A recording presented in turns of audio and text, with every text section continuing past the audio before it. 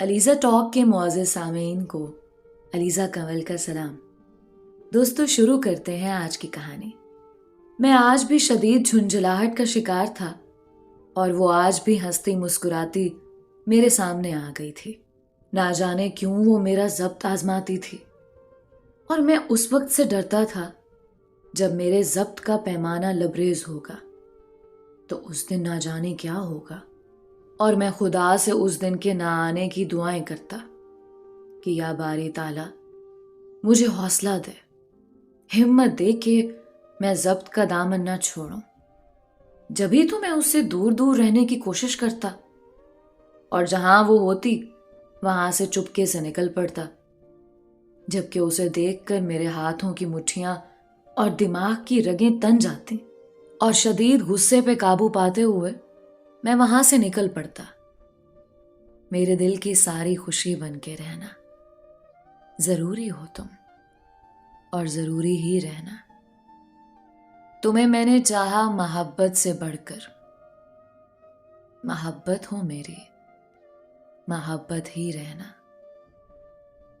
میرے دل میں رہتے ہو تم، ہو مجھ میں سمائے، قسم ہے تمہیں تم سما کے ہی رہنا۔ شازمین عارف۔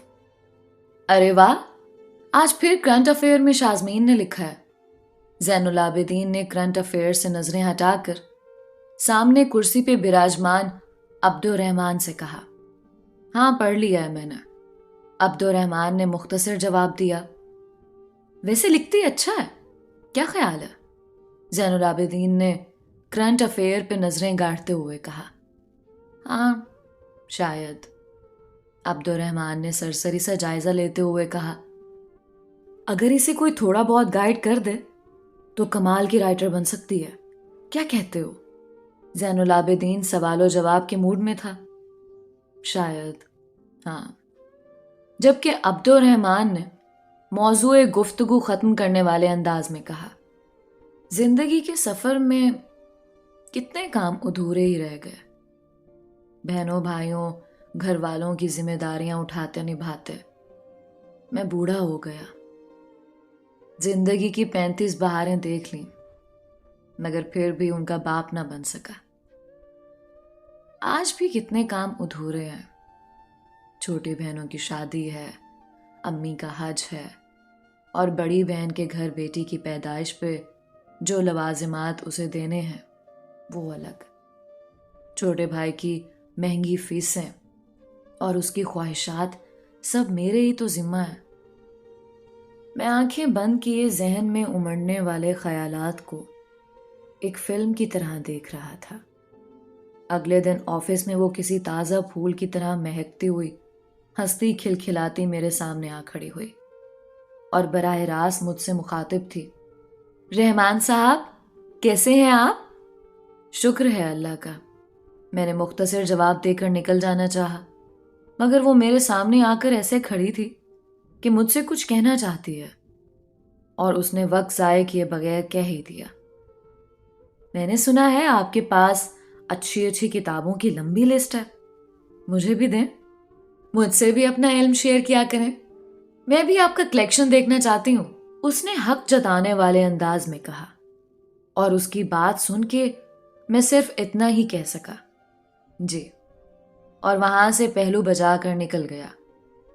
وہ ایسی ہی تھی، لاپرواہ، شوق، چنچل، سارے سیکشن کی لاڈلی، ڈائریکٹر صاحب کی پی اے تھی، اس دفتر پہ اور اس کے ہر فرد پہ اپنا حق سمجھتی تھی، اور سب سے ایسے ملتی تھی کہ سب اس کے عزیز و رشتہ دار ہوں، اور میری شامت اس لیے آ جاتی کہ اس دفتر میں ایک میں ہی ابھی غیر شادی شدہ تھا، اور وہ اس سیکشن کی اکلوتی دوشیزہ جس کی شادی کے لیے انہیں مجھ سے زیادہ مناسب رشتہ کوئی نہیں ملتا تھا، اس لیے تو ہر آیا گیا مجھے چھیڑتا رہتا۔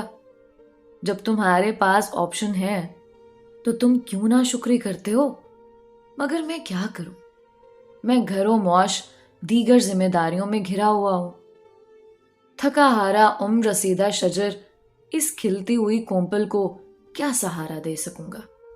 وہ لاپرواہ تھی، جبکہ مجھے پرواہ کرنے والی لڑکی چاہیے تھی جو میرے ساتھ ذمہ داریاں اٹھا سکے۔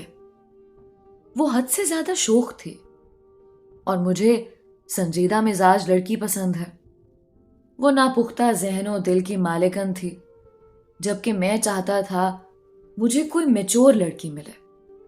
دنیا والے بھی نا پتہ نہیں کیا کیا سوچتے رہتے ہیں اور ٹامے لگاتے رہتے ہیں۔ جس کو چاہیں ہیرو ہیروئن بنا دیں، ذرا نہیں مزاج و عادت دیکھتے۔ بس اس سے شادی کر لو، اس سے بات کر لو۔ یار سچ ہے، بیچلر ہونا بھی عذاب ہے۔ رحمان صاحب میری بات سنیں۔ میں اپنی ٹیبل پہ کام کر رہا تھا کہ وہ میرے سر پہ آ کھڑی ہوئی۔ جی بولیے۔ میری نظریں جھکی ہوئی تھیں۔ میرے دل میں ایک خیال رہتا ہے، اس نے خود ہی میرے ساتھ والی کرسی پہ بیٹھتے ہوئے کہا، جبکہ میں نے اپنی کرسی غیر محسوس طریقے سے دور کھسکا لی، جس پہ وہ کھلکھلا کر ہنسنے لگی۔ اچھا میں کہہ رہی تھی، میں نا شاعری کرتی ہوں، تو ہر وقت میرے دل میں یہ خیال رہتا ہے کہ کہیں یہ غلط تو نہیں، مجھے گناہ تو نہیں ہوگا، کیونکہ ہمیں ہر اس کام سے بچنا چاہیے جو ہمیں اللہ کی یاد سے غافل کرے۔ اس نے میری طرف دیکھتے ہوئے کہا، جبکہ اس کی نظریں میری طرف تھیں اور میری نظریں نیچے۔ دیکھیے، آپ اس کے مقاصد دیکھیں، شاعری کس مقصد کے لیے ہو رہی ہے۔ میں نے کرسی مزید دور کی۔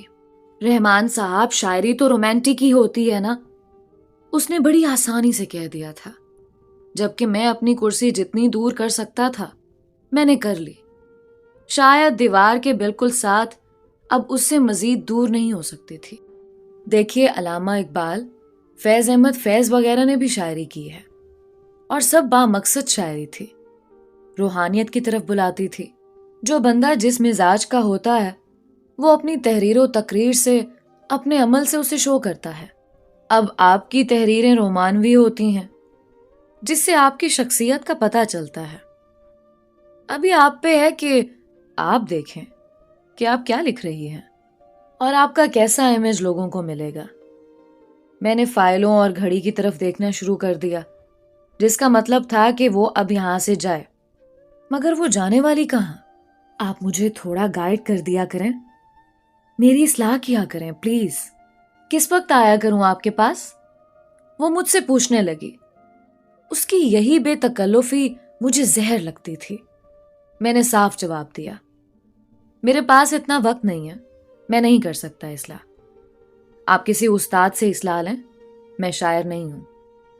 میرے سجنا تیرے سنگ ہوں، تو نہ ڈر ہے نہ پرواہ ہے، مجھے مل گیا تو کچھ ایسے، یہ میری کسی نیکی کا بدلہ ہے، تیری ہو کے ہو جاؤں گی میں ہر غم سے بری، میری دنیا میری جنت، تیرا دل ہے تیرا گھر ہے، تجھے دیکھوں تجھے چاہوں، تیری ہی ہو کے رہوں، آسماں پہ جو ہے سو ہے، زمیں پہ اب تو میرا رب ہے۔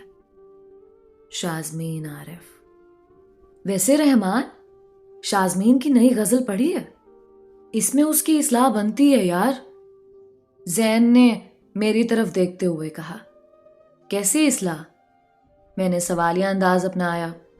میرے سجنا کے ساتھ رحمان لگانا چاہیے تھا یار، اس نے ہنستے ہوئے کہہ کر منہ دوسری طرف کر لیا، جبکہ میں ایک سکتے کی کیفیت میں تھا۔ رحمان صاحب میری بات سنیں۔ میں ڈائریکٹر صاحب کے کمرے میں آیا تھا، مگر ڈائریکٹر صاحب ہو نہ ہو، یہ محترمہ ہر وقت دستیاب ہوتی ہے۔ جی کہیے، میں نے کھڑے کھڑے پوچھا، جبکہ وہ اپنی سٹینو کی کرسی پہ براجمان تھی۔ سچ سچ بتائیے گا، آپ سال میں کتنی دفعہ ہنستے ہیں؟ اف خدایا، اب اس سوال کا میں کیا جواب دوں؟ مجھے خاموش پا کے پھر سے بولی، اب آپ شادی کیوں نہیں کر لیتے ہیں؟ سارے سیکشن والے کہتے ہیں آپ اپنی زندگی ایسے ہی گزاریں گے، کبھی شادی نہیں کریں گے، کیا آپ نے اپنا دل گردہ کسی کو ڈونیٹ کر رکھا ہے؟ اس نے سوال اٹھائے۔ نہیں، ایسی کوئی بات نہیں، میری کچھ ذمہ داریاں ہیں، جب وہ ختم ہو جائیں گی تو میں اس کے بارے میں سوچوں گا۔ اور دل گردہ ڈونیٹ نہیں کیا میں نے جان چھڑانا چاہی۔ رحمان صاحب، میں آپ کے لیے کوئی لڑکی دیکھوں؟ اس نے مسکراتے ہوئے کہا۔ نہیں، آپ کی مہربانی۔ میں نے ہاتھ جوڑے اور فائل سینے سے لگائی اور کمرے سے نکل گیا، جبکہ میرے دل نے کہا کہیں اپنی جیسی نہ ڈھونڈ لے۔ مجھے گھر پہنچنے کی جلدی تھی۔ آج چھوٹی بہن کے سلسلے میں کچھ لوگ آئے ہوئے تھے۔ میرے بیٹھتے ہی بہن کی ہونے والی ساس گویا ہوئی۔ بیٹے کے کتنے بچے ہیں؟ اس کی بیوی نظر نہیں آ رہی، جس پہ امی اور بہنوں نے مجھ سے نظریں چرا کے ایک دوسرے کو دیکھا اور خاموشی اختیار کر لی۔ شاید وہ اس سوال کا جواب نہیں دینا چاہ رہے تھے، مگر وہ عورت بھی بڑی پکی تھی۔ پھر بولی، شادی نہیں ہوئی یا علیحدگی ہو گئی ہے؟ اس نے جاننا چاہا۔ نہیں بہن، اللہ معاف کرے، علیحدگی کیوں ہوگی؟ ابھی شادی نہیں ہوئی میرے بیٹے کی، ابھی تو رشتے دیکھ رہے ہیں، جلد ہی انشاءاللہ شادی بھی ہو جائے گی۔ امی کے الفاظ عورت کی تسلی کے لیے کافی تھے، اور میں نے بہنوں کی موجودگی میں وہاں سے اٹھ جانا مناسب سمجھا۔ اور بہنوں کی موجودگی میں شادی کرتا اچھا لگوں گا کیا؟ دنیا والے ہی نہیں جینے دیتے، یا شاید میں اب عمر کے اس حصے میں ہوں کہ میرے ہم عمر شادی شدہ ہیں۔ اور پھر ساری شادی کے دوران ایک سوال میرے لیے عذاب بنا رہا۔ ہر آیا گیا یہی پوچھتا رہا، کتنے بچے ہیں؟ شادی کیوں نہیں کی؟ اللہ معاف کرے، لوگ نہ جانے کیسے کیسے گمان کرنے لگے۔ اور جتنا اس سوال نے مجھے ستایا، اتنا ہی میری والدہ کو بھی پوچھ پوچھ کے پریشان کیا گیا، جس پہ انہوں نے اپنا سر پکڑ لیا اور مجھ سے کہنے لگیں، اب کچھ بھی ہو جائے تم شادی کر لو، وگرنہ دنیا مجھے جینے نہیں دے گی۔ میں کس کس کو جواب دوں؟ کہاں کہاں چھپوں؟ میں آج ہی لڑکیاں چھانٹتی ہوں اور تمہاری ذمہ داری سے سبکدوش ہوتی ہوں۔ امی نے فیصلہ کر لیا۔ مگر امی، ابھی انیلا کی شادی تو ہو لینے دیں۔ میں نے التجا کی۔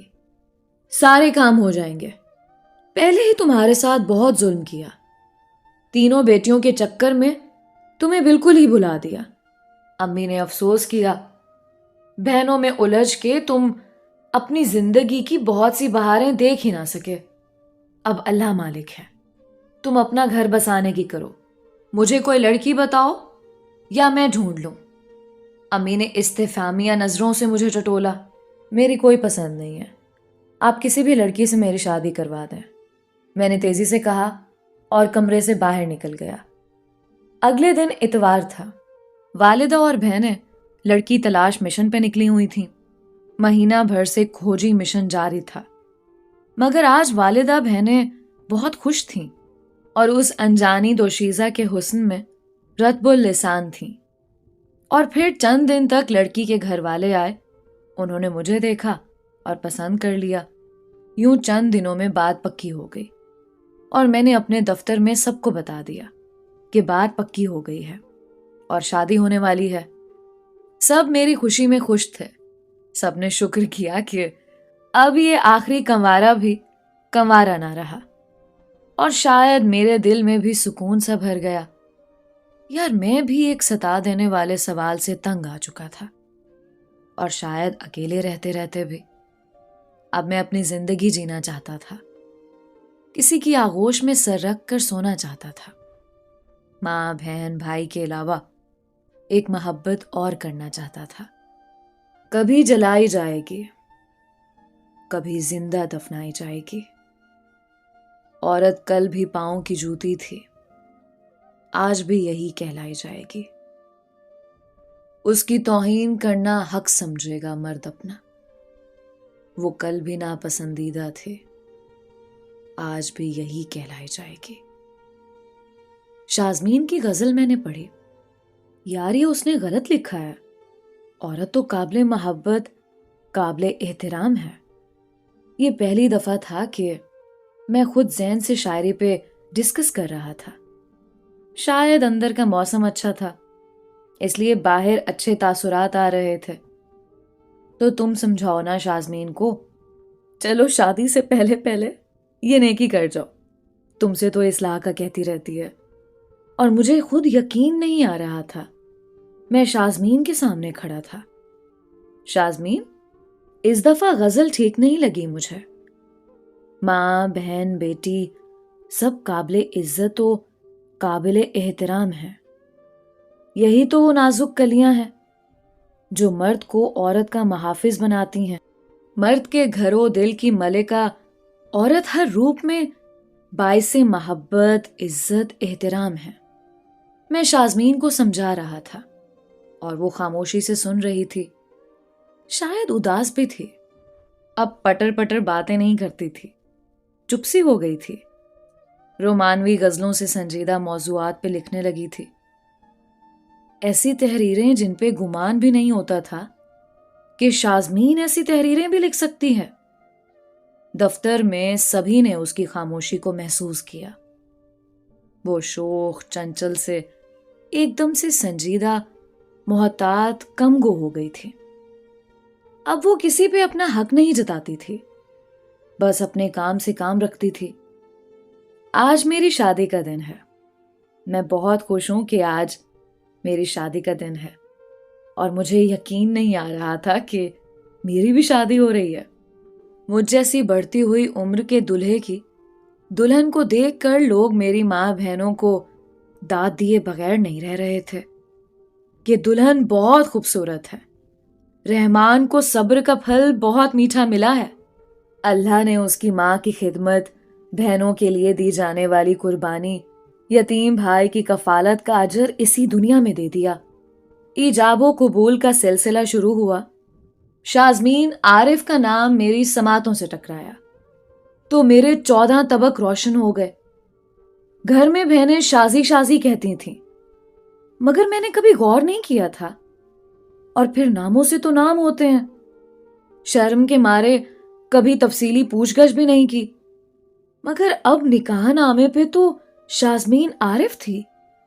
دفتر کے تمام دوست احباب شازمین کا نام لے لے کر مجھے چٹکیاں کاٹنے لگے. اور جب دلہن بنی شازمین میرے پہلو میں بیٹھی تھی تو مانو میرے جسم سے جان نکل گئی. میں سکتے کے عالم میں تھا. میں سوچ بھی نہیں سکتا تھا کہ شازمین مجھے مل جائے گی. میں بے یقینی کی کیفیت سے دوچار تھا. خود کو یقین دلانے کے لیے میں نے سب کی پرواہ کیے بغیر دلہن کا سارا گھونگھٹ الٹ دیا. سب کی نظریں مجھ پہ تھیں. ایک شوق سے مسکان نے لوگوں کو گھیرا ہوا تھا. دولہے نے دلہن کا گھونگھٹ الٹ دیا. وہ شازمین ہی تھی جو سجی سنوری دلہن بنی بہت ہی زیادہ حسین لگ رہی تھی. شازمین، یہ تم ہو؟ بے ساختہ میرے منہ سے نکلا جبکہ اس نے مسکرا کر اپنا گھونگھٹ نیچے کر لیا. یار شازمین! میری رکی سانس خارج ہوئی اور میرا دل بولا، شکریہ میرے مولا، شکریہ. آپ نے بن مانگے ہی مجھے اجر عظیم عطا فرما دیا. میری ریاضتوں کا پھل مجھے شازمین کے روپ میں مل گیا. اب میں کھل کے مسکرا سکوں گا، جی سکوں گا، کیونکہ میں جانتا ہوں شازمین کو زندگی جینے کے سارے گر آتے ہیں.